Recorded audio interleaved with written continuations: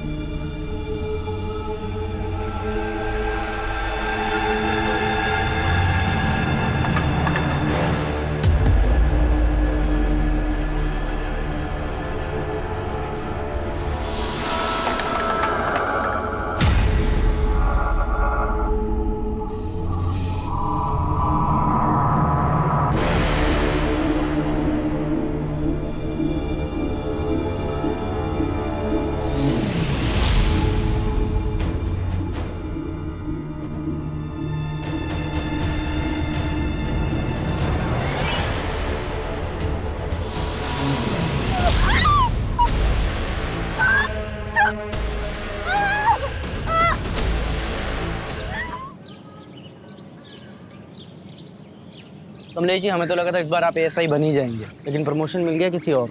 अरे भाई, जब हम पुलिस में भर्ती हुए थे ना, तभी हमको पता चल गया था ये पुलिस की नौकरी मतलब थैंकलेस काम है। हम ऐसा नहीं सोचते हैं। ये एएसआई बनने में जो है रिपोर्ट लिखने का झंझट है। हमारे लिए फील्ड का काम अच्छा है। फील्ड में जाना, लोगों की मदद करना, और उसके बाद ना हम शांति से रिटायर होना चाहते हैं और अपनी बीवी के साथ चैन की जिंदगी काटना चाहते हैं। अरे भाभी जी, बहुत लंबी उम्र है आपकी। अभी कमलेश जी आप ही के बारे में बात कर रहे थे। अच्छा, ये लीजिए आपका टिफिन। इधर रख दो। हाँ, और अंदर रख दो। काहे के लिए परेशान होती हो रोज रोज? हैं, सुबह दे दिया करो ना हमको। सुबह सुबह हम जो टिफिन देते थे आपको, वो तो आप कभी खाते ही नहीं थे। कहते थे कि ठंडा खाया नहीं जाता है, इसलिए गर्मा गर्म लेके आते हैं। तुमको भी रोज काम पे जाना होता है, इतना लंबा आती हो, थक जाती होगी। अरे चिंता मत करो, हम आपसे बहुत जवान हैं। मतलब हम बूढ़े हैं? नहीं, हमने कब कहा कि आप बूढ़े हो गए हो। आप तो हमारे गब्बर है।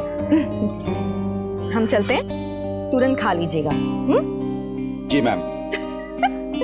आप भी अबे मियाँ बीवी की बातें सुनना अच्छी बात नहीं होती। आओ खाना खाते हैं। कमलेश जी, आप हो किस्मत वाले जो आपको इतना प्यार करने वाली पत्नी मिली। बेटा ट्रिक होती है, बीवी के लिए कभी कभी गिफ्ट लाया करो और बाहर ले जाया करो घुमाने के लिए। क्या मजाक मस्ती चलिए, चलने की तैयारी करो। कहाँ चलना है मनीष?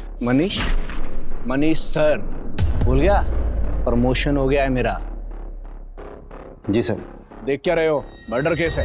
चलो। और चलो चलो चलो।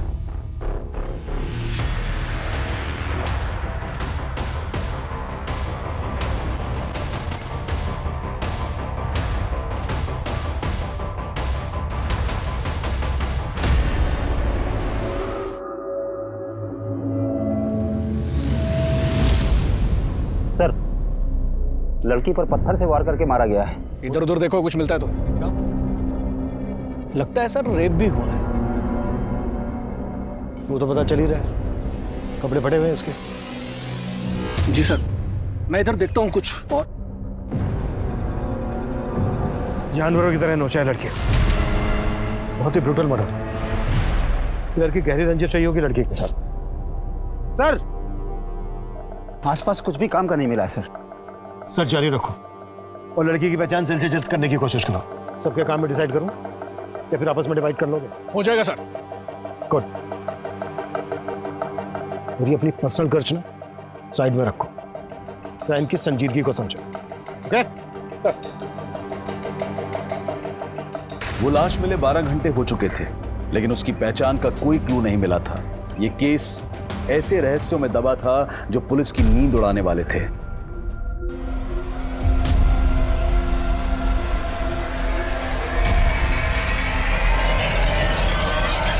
Rarest of the rare rape case है सर। इसका न सिर्फ रेप किया गया है बल्कि ब्रूटली टॉर्चर भी किया गया इसको। इसकी लेफ्ट हैंड की ये चारों उंगलियां फ्रैक्चर्ड, गले पर बाइट मार्क्स हैं दोनों तरफ, और वैसे ही बाइट मार्क्स उसके चेस्ट पर भी हैं। शरीर को बुरी तरह से नोचा खरोचा गया है और फिर पत्थर मारकर इसको जान से मार दिया। गैंगरेप है डॉक्टर? नहीं सर, इसके शरीर से सिर्फ एक ही आदमी का डीएनए मिला है। जिस तरह से इसको रेप करके मारा गया है, उससे तो यही लगता है कि किलर बहुत ही विकृत मान सकता है।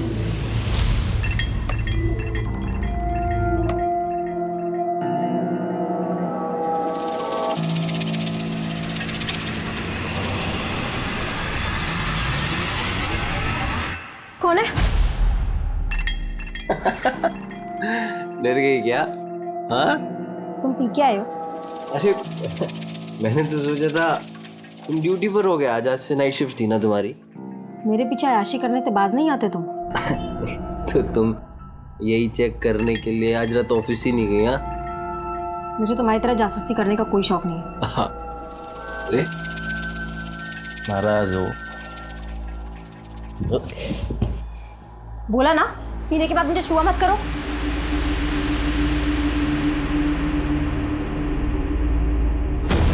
समझती क्या है तू अपने आप को? हाँ, अगर इतना नहीं खलता हूँ तो शादी क्यों की मुझसे? इसीलिए तो पछता रही हूँ। सारी तो अब पछता। विक्रांत, क्या बात है? बड़ी फुर्सत में बैठे हो, कोई काम नहीं है क्या? रितु चाची, आप तो हमारे काम की हालत जानती है। प्रॉपर्टी में इतनी मंदी चल रही है कि सेल्स परचेस कुछ हो ही नहीं रही। अगर ऐसे ही चलता रहा ना तो दुकान का किराया निकालना मुश्किल हो जाएगा।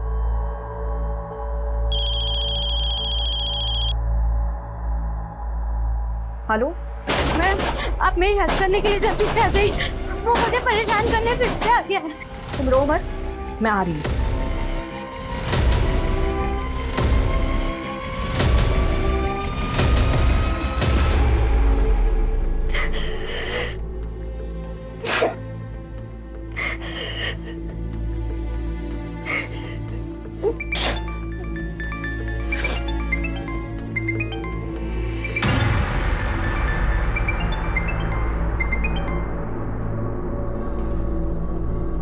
हेलो हेलो सलोनी,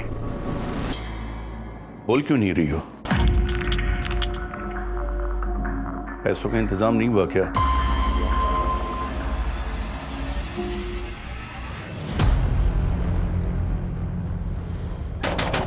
दरवाजा खोलो! दरवाजा खोलो! हटिए। विजेता, हम हैं। ऋतुजा, खोलो। रो मत बेटा। मैं आ रही हूँ। ए, नाटक मत कर, समझी ना? अब भी तुम्हें एक घर को छोड़कर जाना पड़ेगा। अरे, ऐसा कैसे घर छोड़ना पड़ेगा? ये सारी गलती आपकी है। हमारी? जी। अरे ब्रोकरेज के लालच में आकर आप ऐसी किराया दर दी हमको, जिसका रेप हो चुका था। इस लड़की का रेप हुआ है तो इसमें इस बेचारी का क्या दोष? एक बात कान खुलकर सुन लीजिए, एग्रीमेंट के लॉकिंग टाइम तक आपने इसको जरा भी परेशान किया ना, अंदर करवा दूंगी। सर, मैंने केस सेक्स ऑफेंडर्स को राउंड अप किया है, सबका रिमांड चालू है, लेकिन किसी ने मुंह नहीं खोला है। जब तक इस लड़की की पहचान नहीं पता चल जाती तब तक ये केस आगे नहीं बढ़ पाएगा। सर, मैंने भी आसपास के थानों में पता किया, कहीं किसी लड़की की मिसिंग की कंप्लेंट नहीं मिली। तो हाथ पे हाथ रख के बैठ जाओ। नहीं सर, मैं सर्चिंग चालू है। सर, मैंने कमलेश को सुपरवाइज करने के लिए कहा, लेकिन उसने कोई अपडेट ही नहीं दिया। अगर वो अपडेट नहीं देगा तो तुम फोन करके उससे नहीं पूछोगे? नहीं सर, मैंने उसको फोन किया था, लेकिन सर उसने उठाया नहीं। हाँ कमलेश, बोलो। सर, मेघनगर के किराने वाले ने उस लड़की का फोटो आइडेंटिफाई किया है। वो लड़की उसी की दुकान से राशन खरीदती और पास में ही अपने पति के साथ किराए पर रहती है। हम वहीं जा रहे हैं सर। तुरंत एड्रेस भेजो, हम भी वहीं पहुंचते हैं। किशोर, गाड़ी निकलो। मनीष, जिन लोगों को राउंड अप किया है उगलवाओ उनसे।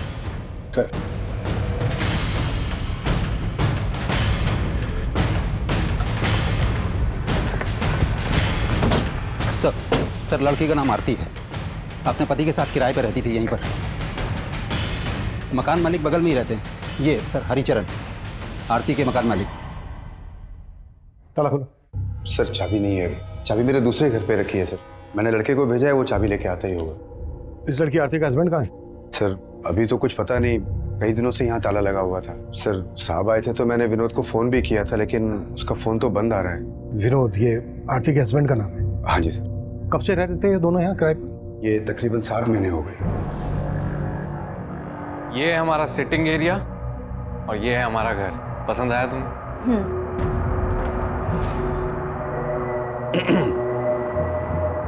ये घर के एग्रीमेंट पेपर्स है, साइन कर लें। विनोद की पत्नी का इतनी बुरी तरह से रेप हुआ है, मर्डर हुआ है, विनोद गायब कहाँ है? उसका तो मुझे कोई आइडिया नहीं है सर। काम क्या करता था विनोद? विनोद कहता तो था कि मैं जॉब ढूंढ रहा हूँ, लेकिन वो दोनों बहुत ठाठ से रहते थे सर। देख करके कभी ऐसा लगा नहीं कि उनको कोई पैसों की कमी हो। आरती जल्दी करो, मूवी शुरू हो जाएगी। हमेशा लेट।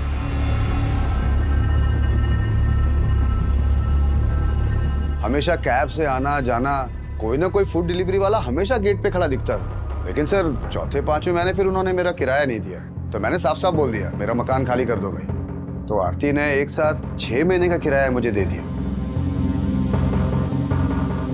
पूरे 6 महीने के? जी। ये चोट कैसी लगी आपको? विनोद से कोई झगड़ा हुआ था क्या? नहीं, वो सर मुझे पूरा यकीन है वो कुछ छुपा रही थी। क्या छुपा रही होगी? Any idea? सर अब आइडिया तो नहीं है, लेकिन उनके रिश्ते अब पहले जैसे नहीं रहे थे। रोज घर से मारपीट की आवाजें आती रहती थी। मुझे पूरा यकीन है कि विनोद आरती पे हाथ उठाने लग गया था। ये कहाँ के रहने वाले थे दोनों? सर वो एग्रीमेंट जो है मेरे पास, उसमें पूरा डिटेल एड्रेस मिल जाएगा सर उनका। एग्रीमेंट से सारी डिटेल्स ले लो, एड्रेस, दोनों के फोन नंबर। सर चाबी।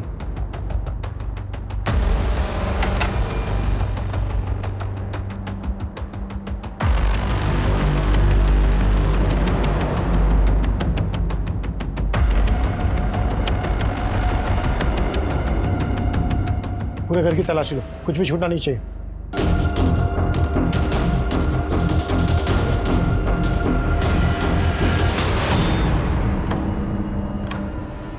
सर कहीं ऐसा तो नहीं कि आरती के पति ने उसका यहाँ पर मर्डर किया हो और फिर लाश जंगल में ले जाके डंप कर दी? लेकिन लड़की के साथ इतना ब्रूटल रेप हुआ, वो यही हुआ होगा। किशोर, ये ब्लड सैंपल फोरेंसिक को भिजवाओ, पता करो कि ये ब्लड आरती का ही है। गुड जॉब कमलेश, तुमने काफी जल्दी लड़की की पहचान पता कर ली। सर ये एग्रीमेंट आरती के पति विनोद के नेटिव एड्रेस का। हो सकता है विनोद यहीं जाकर छुपा हो, चल के पता करते हैं। किशोर, तुम आरती और विनोद के बारे में पता करो, क्या वाकई में उनका रिश्ता इस हद तक पहुंच गया था कि विनोद ने अपनी पत्नी के साथ इतनी बुरी तरह से रेप किया, मर्डर किया, या फिर कहानी कुछ और है?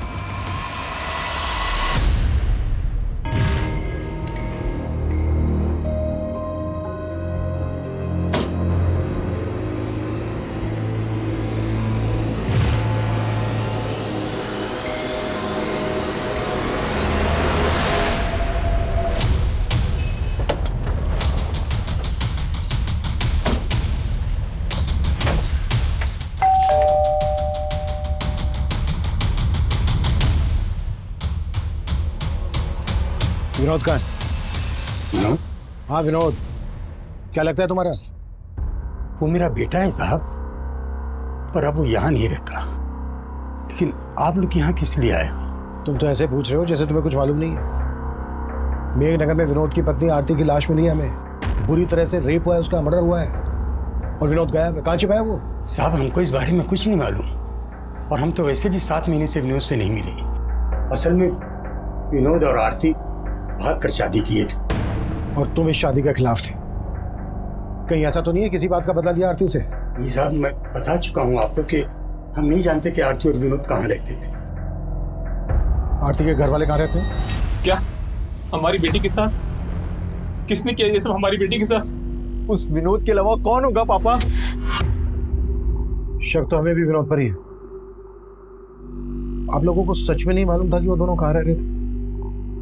क्या फिर आप लोग हमसे कुछ छुपा रहे हैं? हम आपसे क्या छुपाएंगे साहब, हम तो खुद पिछले 7 महीनों से बेटे का शक्ल देखने को तरस गए थे। उसने आरती को इतना बरगलाया था कि हमारी बेटी यहाँ से अपनी माँ के सारे गहने, रुपए, पैसे लेके उसके साथ भाग गई थी साहब। अब जब हमारी बेटी से उसका मन भर गया होगा तो उसने उसका ये हाल किया। हमें उस पर पहले से शक था साहब, वो सही आदमी नहीं था, लेकिन आरती नहीं मानी, वो हम सबको छोड़ के चली गई साहब। सर, आरती और विनोद, हम दोनों के घर वालों का भरोसा नहीं कर सकते। ऑनर किलिंग का भी एंगल हो सकता है। जितनी बुरी तरह से आरती का रेप हुआ है, उससे लगता नहीं है कि आरती के घर वालों का हाथ होगा। हो सकता है विनोद के घर वाले इसमें इन्वॉल्व हो। फिर भी दोनों फैमिलीज की एक्टिविटीज पे नजर रखो और विनोद के घर वालों के फोन नंबर सर्विलेंस पे डाल दो। शायद विनोद अपने घर वालों से कांटेक्ट करने की कोशिश करें। Yes sir.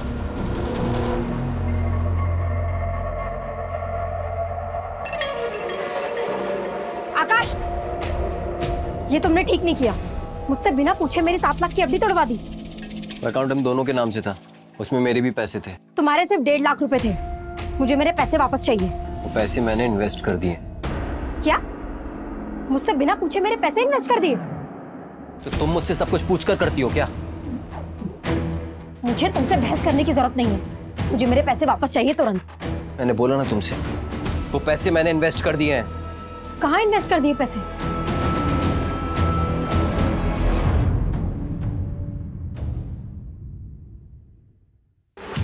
सुनो, तुम जल्दी से छुप जाओ। कहीं भी जल्दी करो, छुप जाओ।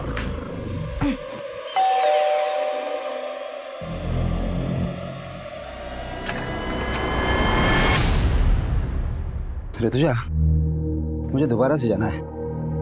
जल्दी से कुछ खाने को दे दो। अरे अभी तो आए और अभी जाने की बात कर रहे हो।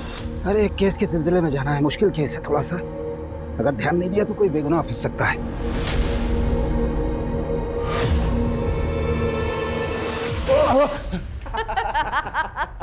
देखा मम्मी, पुलिस वाले भी डरते हैं। आप डर गए ना पापा? लेकिन अचानक हॉस्टल से तू यहाँ पर कैसे आ गया? अरे पूरे 3 महीने बाद आया है और ये मंडे फिर से चला जाएगा। हाँ वो सब तो ठीक है, लेकिन तेरी पढ़ाई ठीक चल रही है ना? पापा आप तो पढ़ाई की बात मत करो ना। हम आप ही का वेट कर रहे थे। बहुत जोरों की भूख लगी है, मम्मी खाना खिलाओ ना। चलो चलो, मुझे भी जाना है। तो तुम मेरा पीछा कर रहे हो? सलोनी, तो मेरी बात सुनो सलोनी। मैंने कुछ ज्यादा गुस्से में बात करी। घर चलो आराम से, मैं तुमको एफडी के बारे में सब मुझे बता। तुमसे बात ही नहीं करनी है। अरे मेरी चलो।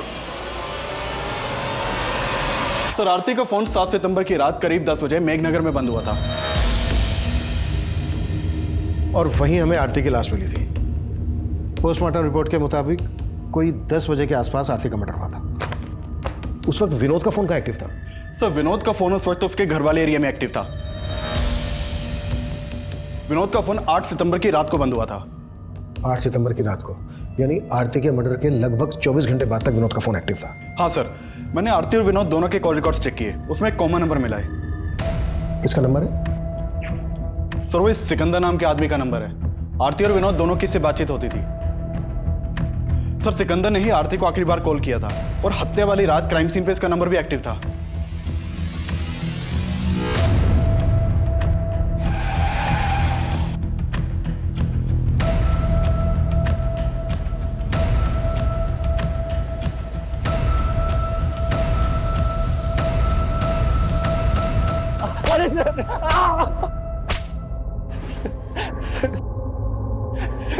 सर, मैं सच कह रहा हूँ, मैंने आरती के साथ कुछ नहीं किया। जहां आरती का मर्डर हुआ वहां तेरा फोन एक्टिव था। अब ये बोल, विनोद भी तेरे साथ मिला हुआ है? क्या तूने विनोद को गायब किया? सर, मैं विनोद से मिला हुआ नहीं हूँ और मैं भला विनोद को क्यों गायब करूंगा? लेकिन सर, जब लास्ट टाइम मुझे विनोद मिला था तो वो आरती को लेकर बहुत परेशान था। विनोद, मैंने आरती को कल रात मेघनगर क्रॉसिंग पर ड्रॉप किया था। मैं खुद हैरान हूँ कि वो अब तक घर क्यों नहीं पहुंची। तो आरती है कहाँ? वो विनोद बहुत डरा हुआ था सर, उसके माथे पर चोट भी लगी थी। कैसे लगी थी चोट? ये तो उसने बताया नहीं, शायद कुछ छुपा रहा था। लेकिन सर, लगता है कि आरती को लेकर कोई झगड़ा हुआ होगा। ये कहानी सुना के भटका रहा है हमें। सर, मैं सच बता रहा हूँ, मैंने कुछ नहीं किया। विनोद और आरती इतने फोन क्यों करते थे तुझे? सर, वो विनोद मेरे गैराज में जॉब करता था। माना, विनोद तेरे गैराज में जॉब करता था इसलिए तुझे फोन करता था, पर उसकी पत्नी आरती क्यों फोन करती थी तुझे? सर, वो भी जॉब ढूंढ रही थी और विनोद ने ही मुझे उससे मिलवाया था। सर, ये मेरी वाइफ है आरती, ये भी जॉब करना चाहती है। आपके तो बहुत सारे कॉन्टेक्ट्स हैं ना, इसको भी कहीं पे जॉब पे लगवा दीजिए ना। वो आरती के लिए जॉब ढूंढ रहा था या फिर तेरी बुरी नजर थी उस पर? क्या किया तूने उसके साथ? सर, मेरा विश्वास कीजिए, मैंने आरती के साथ कुछ नहीं किया। उस रात भी वो मुझे रास्ते पर मिल गई थी। वो घर जाने के लिए ऑटो ढूंढ रही थी तो मैंने उसे मेघनगर क्रॉसिंग पर ड्रॉप किया था। आई एम सो सॉरी आरती, मैं थोड़ा जल्दी में हूँ, मुझे सीधे निकलना है, वरना तुम्हें घर तक छोड़ दूँ। इट्स ओके सर, कोई बात नहीं। बाय। बाय।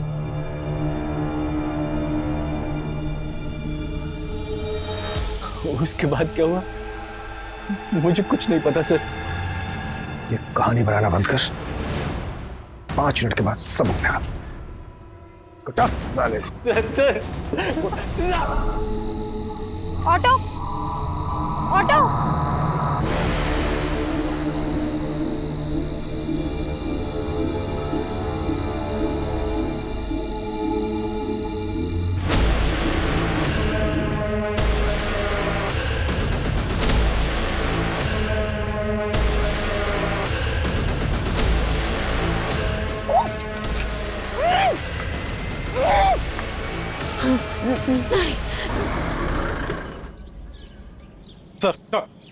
सर सिकंदर को बहुत तोड़ा, लेकिन वो कुछ उगला नहीं। डीएनए लो। और आरती की बॉडी से जो हमें रेपिस्ट का डीएनए मिला, मैच करो। सर विनोद पर क्या लीड है? सर उसके फादर का फोन सर्विलेंस पे, लेकिन कुछ भी सस्पिशियस नहीं मिला। हो सकता है विनोद कहाँ गायब है ये सिकंदर जानता हो। एक काम करो, सिकंदर को जाने दो और नजर रखो उस पर। सर। मनीष सर, सिकंदर बोल रहा था कि जब विनोद उसके पास आरती को पूछने आया था तो विनोद के सर पे चोट लगी। आरती के घर से जो हमें ब्लड मिला है चेक किया, आरती का ही है। सर वो कमलेश देख। सर मैं देखता हूं। बेटर। तो ब्लड की फॉरेंसिक रिपोर्ट आ गई है। आरती के घर जो खून के धब्बे मिले थे वो आरती के ब्लड ग्रुप से मैच नहीं कर रहे हैं। विनोद पर क्या रिपोर्ट है? सर विनोद की तो कोई लीड नहीं मिली, लेकिन मैंने आरती के घर वालों की एक्टिविटीज चेक की। जिस दिन आरती की हत्या हुई थी उस दिन आरती के फादर और उसका भाई, इन दोनों का फोन आरती के घर वाले एरिया में एक्टिव था। यानी कि उस दिन मेघनगर आए थे और इन्होंने हमसे झूठ बोला कि इनको मालूम नहीं था आरती और विनोद कहाँ रहते हैं। एक टीम भेजो दोनों को उठाने के लिए।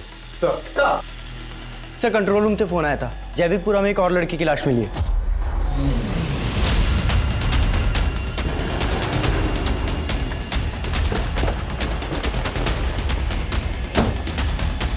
पीछे हो जाओ।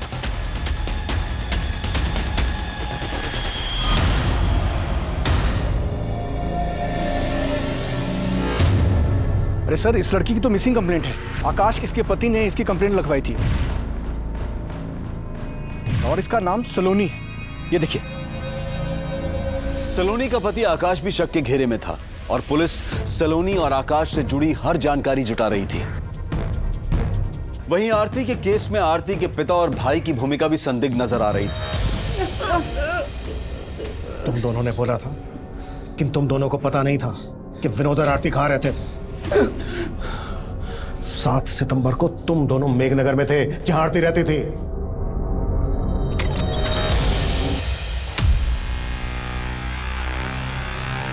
अंदर देखो। आरती, आरती। पापा अंदर भी नहीं है आरती। कहाँ है आरती? आरती नहीं है यहाँ पापा। पापा मार के खत्म कर देंगे। मार देंगे। मार। फोन कहाँ है इसका? आरती का नंबर होगा। आरती तू कहाँ है बेटा? पापा। आरती, आरती बता। सामने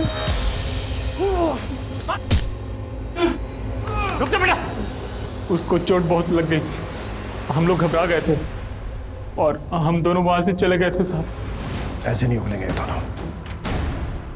कटस! इन पे से भरोसा नहीं कर सकते। इनका भी डीएनए लो और रेपिस्ट के डीएनए से मैच करवाओ। हाँ मनीष बोलो। सर ये सलोनी और आकाश की आपस में बनती नहीं थी। पड़ोसियों ने कहा कि वो आपस में काफी झगड़ा करते थे और उसी की एक कुलीग ने कहा कि वो तो अपने पति से डाइवोर्स लेने तक की बातें कर रही थी। सर ये क्या बोल रहे हैं आप? सर झगड़े किन मियाँ बीवी के बीच में नहीं होते। ड्रामा बंद करिए, सब पता है हमें। सलोनी की हत्या से 3 दिन पहले तूने तेरी और सलोनी की 7 लाख की एफडी तोड़वाई थी। और क्या क्या किया तूने, अब ये तू हमें बता। सर मैं सच कह रहा हूँ, मैंने कुछ नहीं किया। जरूर इस सब में उसके चाचा का हाथ है। वो उससे 12 लाख रुपए मांगकर उसको टॉर्चर कर रहे थे सर। क्या? जी सर, सलोनी के पेरेंट्स की डेथ के बाद सलोनी के चाचा ने उसके घर पर कब्जा कर लिया था और उसे 12 लाख की मांग कर रहे थे कि अगर वो 12 लाख रुपए दे दे तो वो घर छोड़ देंगे। और सलोनी पैसा देने के लिए तैयार भी हो गई थी, इसलिए मैंने वो एफडी तोड़वाई थी सर। मुझे तुमसे बहस करने की जरूरत नहीं है। मुझे मेरे पैसे वापस चाहिए तुरंत। मैंने बोला ना तुमसे, वो पैसे मैंने इन्वेस्ट कर दिए हैं। देखो आकाश, प्लीज मुझे मेरे पैसे वापस कर दो। मुझे चाचा को 12 लाख रुपए का इंतजाम करके देना है। वो तुम्हारा अपना घर है, अपने घर के लिए तुम 12 लाख क्यों दोगी? वो पैसे तो मैंने बचा लिए, लेकिन बाद में मैंने चेक किया तो घर से सलोनी के गहने गायब थे। घर से सलोनी का गहने गायब, और ये बात तू हमें अब बता रहा है? सर, मैंने कल रात में ही चेक किया था। अरे रितुजा जी, आइए आइए। दरअसल हम आप ही के बारे में इनसे बात कर रहे थे। अच्छा, हाय विष्णु, नमस्ते, बैठिए। Nice to meet you. वैसे विक्रांत भाई आपके बारे में बड़ी तारीफ कर रहे थे। अच्छा, दरअसल वो अपना दफ्तरगंज वाला एरिया है ना, वहाँ की जमीन इन्हें पसंद है, खरीदना चाहते हैं। बस इनकी एक छोटी सी डिमांड है। डिमांड? जी, और वो डिमांड सिर्फ आप ही पूरी कर सकती हैं। लेकिन आपकी डिमांड क्या है?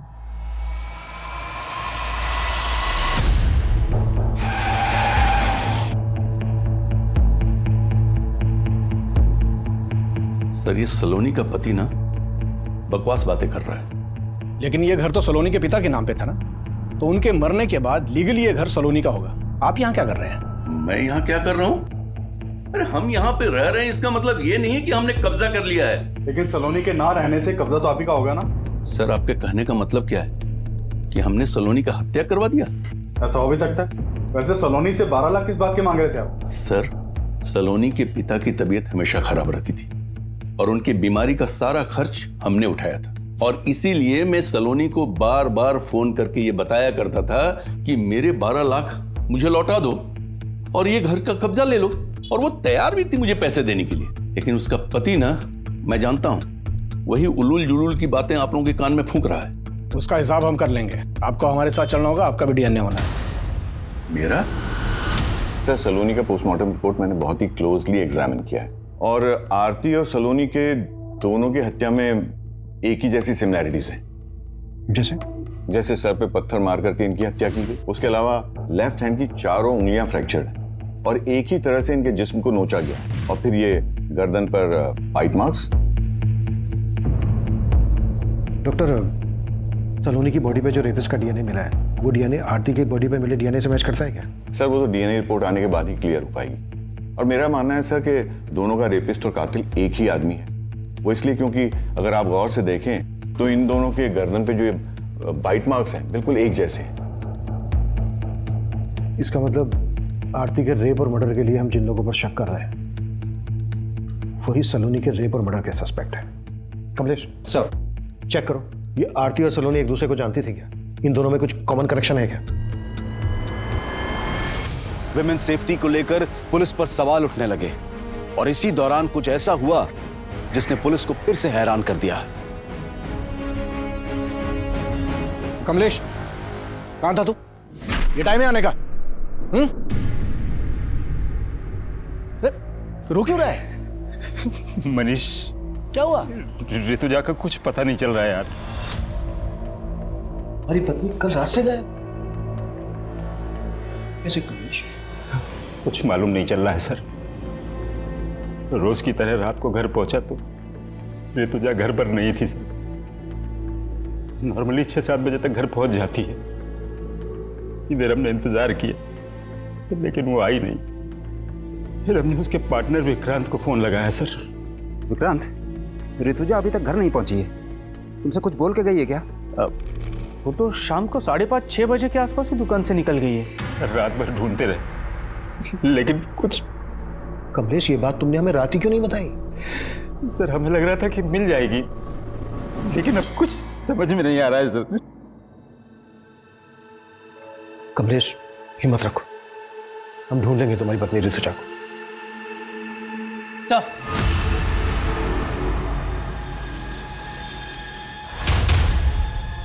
हामिद बोलो। हाँ सर, वो आरती के पति विनोद का फोन कानपुर में ऑन हुआ था।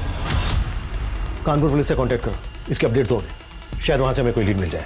सर,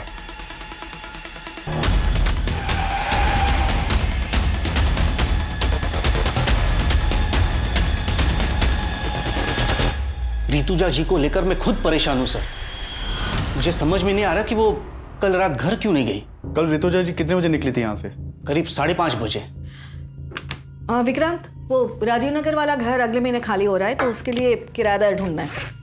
हम चलते हैं, बाकी की बात सुबह करेंगे। और उन्होंने आपको बताया था कि वो कहाँ जा रही हैं? नहीं सर, बताया तो नहीं था, लेकिन मुझे तो लगा कि वो घर ही गई होंगी। आपको किसी पे शक है? शक तो नहीं है सर, लेकिन हाँ, एक बात थी जो मैं कमलेश जी को फोन पे बताना भूल गया। कैसी बात? सर, कल एक विष्णु नाम का आदमी आया था। हमारा दफ्तरगंज वाला एरिया है, वहां की जमीन खरीदनी थी उसे, लेकिन उसकी एक डिमांड थी जो ऋतुजा जी को पसंद नहीं आई। आपकी डिमांड क्या है? एक्चुअली ऋतुजा जी, वो जो जमीन है उसके एकदम पास एक छोटी सी जमीन का टुकड़ा है जहाँ पे कुछ झुग्गी झोपड़ियाँ भी हैं। मैं चाहता हूँ कि वो जमीन का टुकड़ा हमें मिले। वो जमीन उन आदिवासियों की है, आपको कैसे मिल सकती है? तो उनको कुछ पैसे दे देंगे ना, इसमें कौन सी बड़ी बात है। देखिए, हमें वो जमीन का टुकड़ा चाहिए और हम जानते हैं कि वो काम सिर्फ आप करवा सकती हैं। वैसे भी आपके पति तो... उठ जाइए, उठ जाइए और निकलिए यहाँ से। आप बदतमीजी कर रही हैं। तो क्या हाथ उठा के बात करें? ऋतुजा जी ने जिस तरह उसे भगा दिया, हो सकता है उसी ने उसका बदला लिया हो। कौन था ये आदमी? इसका कुछ नाम एड्रेस मालूम है आपको? हाँ सर, बताएं। सर, कमलेश जी की बीवी ऋतुजा का फोन कल रात हरिनगर एरिया में बंद हुआ था। कमलेश से पूछो कि हरिनगर में उसकी जान पहचान वाला कोई रहता है क्या? सर, हमने कमलेश जी से बात की है। उनका कहना है कि वहाँ उनका ऐसा कोई भी नहीं रहता जहाँ ऋतुजा जा सके। तो पूरे हरिनगर में अच्छे से पूछताछ करो। सर, एक तरफ हेड कांस्टेबल कमलेश की पत्नी ऋतुजा की तलाश की जा रही थी, तो विनोद को भी एक प्राइम सस्पेक्ट मानकर ढूंढा जा रहा था। दोनों क्राइम सीन्स के एरिया के आसपास मौजूद कई सीसीटीवी फुटेजेस को लगातार खंगाला जा रहा था। वहीं ऋतुजा के पार्टनर विक्रांत के बयान के आधार पर अब विष्णु बिष्ट को भी तलब किया गया। सर, ऋतुजा जी ने जब मना किया तो मैंने बात वहीं खत्म कर दी। बात खत्म नहीं हुई। ऋतुजा ने जलील करके निकाला था तुझे, बुरा तो लगा? सर, लगा था, लेकिन मैं वहां पे अपनी मर्जी से नहीं गया था। मुझे विक्रांत ने फोन करके बुलाया था। विक्रांत ने? जी। उन्होंने कहा था कि ऋतुजा मेरा काम करवा देगी, लेकिन उसने तो उसके मुंह के सामने ही मना कर दिया। फिर मैं वहां से चला गया। सर, हरिनगर के जंगल में कमलेश की बीवी ऋतुजा की लाश मिली है।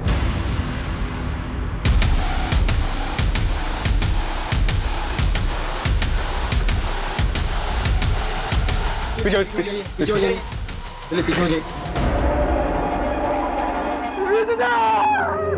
हमने कब कहा कि आप बूढ़े हो गए हो? आप तो हमारे गब्बर है। पोस्टमार्टम डॉक्टर का कहना था कि सलोनी और आरती का किलर एक ही हो सकता है। और अभी सर, हेलो, ठीक है सर, विनोद कानपुर में पकड़ा गया है।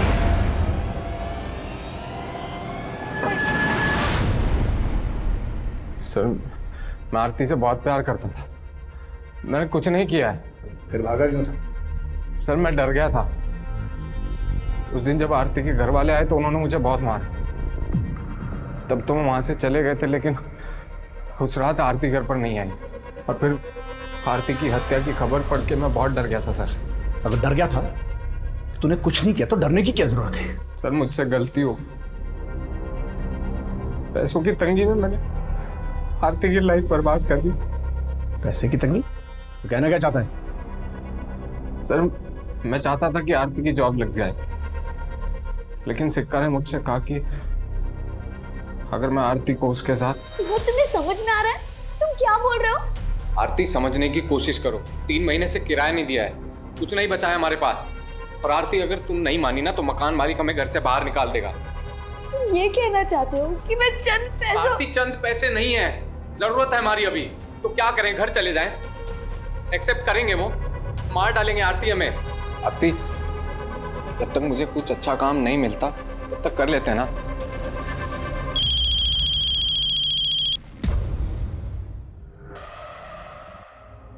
हेलो आरती, तू कहाँ है बेटा?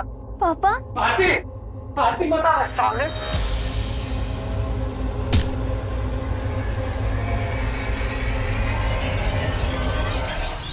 तो जब मुझे पता चला कि आरती के साथ इतना सब कुछ हुआ है तो मेरा शक सीधा सिकंदर पर ही गया।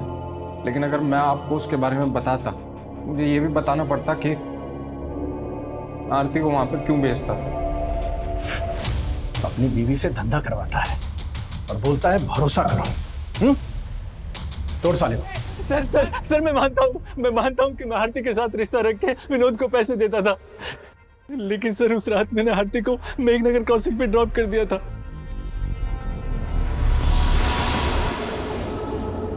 उसके बाद आरती के साथ क्या हुआ मुझे सच में कुछ नहीं मालूम सर। आरती के अलावा और किन किन लड़कियों के साथ रिश्ता है तुम्हारा? बहुत सी लड़कियों के साथ, लेकिन सर मैंने किसी को मारा नहीं सच। ये सलोनी है, इसके साथ भी तुम्हारा रिश्ता था? नहीं सर, मैं इसे नहीं जानता। कमलेश, तुम्हें विक्रांत पर शक नहीं है? नहीं सर, ऋतुजा ने कभी विक्रांत के बारे में ऐसा कुछ बताया नहीं। विष्णु ने हमें बताया कि उसने विक्रांत के कहने पर ही दफ्तरगंज की ट्राइबल एरिया वाली जमीन खाली करवा के खरीदने की डिमांड रखी थी। हो सकता है ऋतुजा का मना करना विक्रांत को बुरा लगा हो और विक्रांत ने ही ऋतुजा का रेप और मर्डर किया हो, बाकी दोनों मर्डर्स का एमओ इस्तेमाल कर। हमारी तो कुछ समझ में नहीं आ रहा है सर।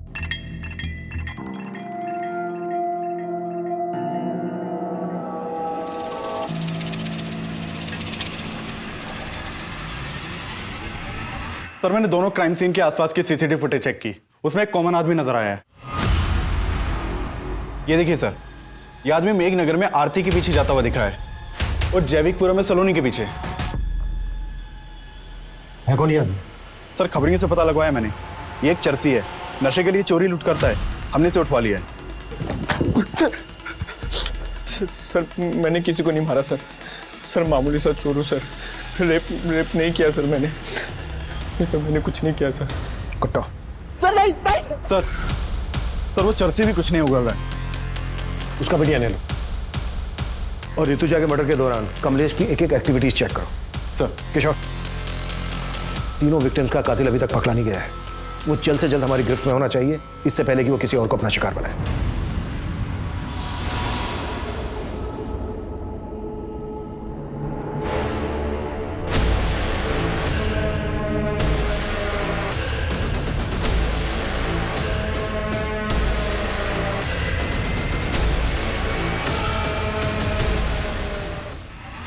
सर वो दोनों लड़के को सर मैं नहीं मारा है सर।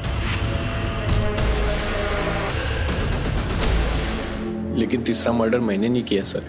सर नशा करने के बाद मुझे पता नहीं चलता है सर मैं क्या कर रहा हूँ क्या नहीं कर रहा। कुत्ता साले। नहीं सर, नहीं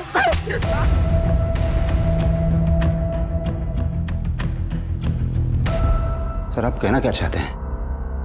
हमने वो मर्डर? हाँ यही कह रहा हूं मैं, वो मर्डर तुम ही ने किया। सर ऋतुजा हमारी बीवी थी, आप जैसा सोच रहे हैं वो गलत है। पिछले 25 सालों से पुलिस की नौकरी कर रहे हैं, आज तक वर्दी पर दाग नहीं आने दिया है। कमलेश की किताबी बातें बंद करो। तो आप भी फैक्ट रखिए ना सर।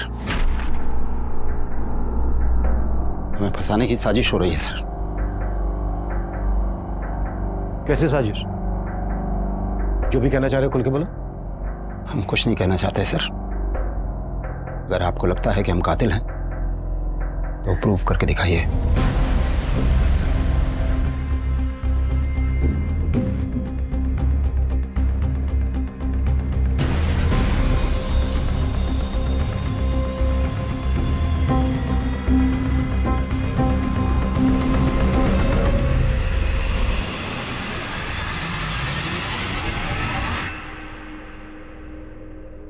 हेलो डॉक्टर, ऋतुजा की पोस्टमार्टम रिपोर्ट का क्या स्टेटस है? Are you sure doctor?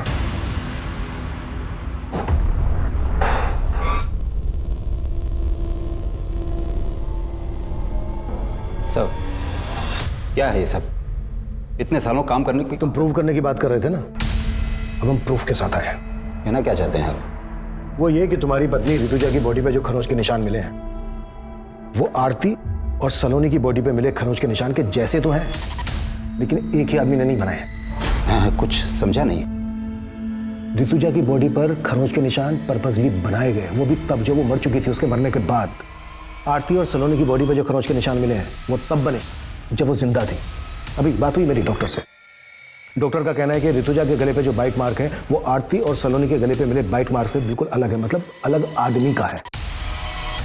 Doctor ने यह भी बताया कि ऋतुजा का रेप नहीं हुआ था, जबकि आरती और सलोनी का रेप हुआ था।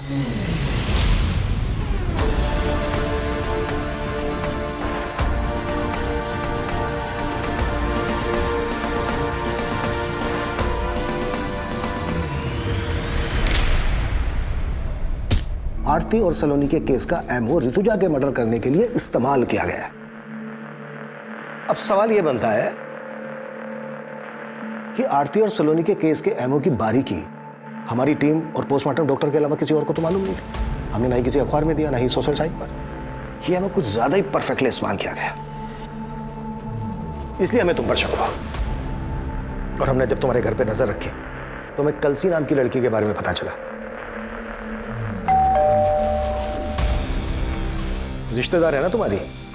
हमने कलसी और तुम्हारे बेटे सनंद दोनों को उठवा लिया। सर, हम और सारंत एक दूसरे को बचपन से जानते हैं।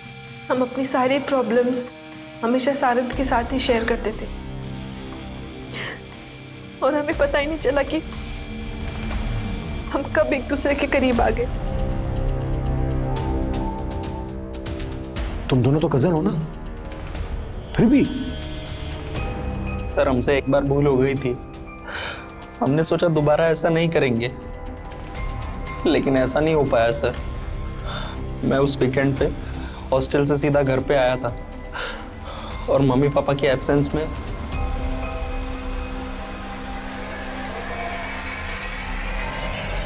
सारंग, बेशरम, ये क्या कर रहा है तू? और तू शर्म नहीं आई तुझे?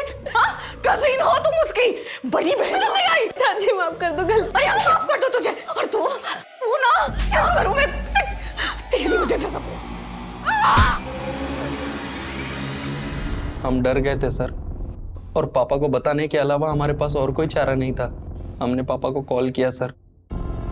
हेलो पापा। क्या हुआ मम्मी को? पापा, मम्मी।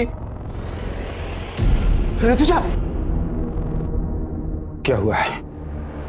सच सच बताओ क्या हुआ है? दोनों लोग तुम सच सच बताओ क्या हुआ? क्या हुआ? मुझे माफ कर दो पापा। सर, हम अपने बेटे को बचाना नहीं चाहते थे, लेकिन उसको गिड़गिड़ाते देख हमारा मन पसीज गया। सोचा कि ऋतुजा को तो खो ही चुका हूं, और अब बेटे। हम मानते हैं कि हम अपने फर्ज से डगमगा गए थे सर, पर हम बेबस थे। बेबस थे साहब।